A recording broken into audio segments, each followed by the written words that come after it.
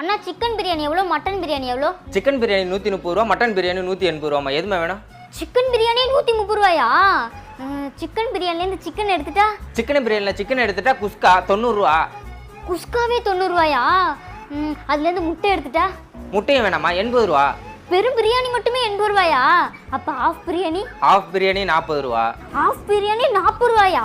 அப்போ கால் பிரியாணி? நாயை எவ்வளோ நாயை காசு வச்சிருக்க? 28 ரூபா 50 காசு இருக்கு. 28 ரூபா 50 காசு வச்சுட்டு நீலாம் பிரியாணி கடைக்கு வர்றதே தப்பு.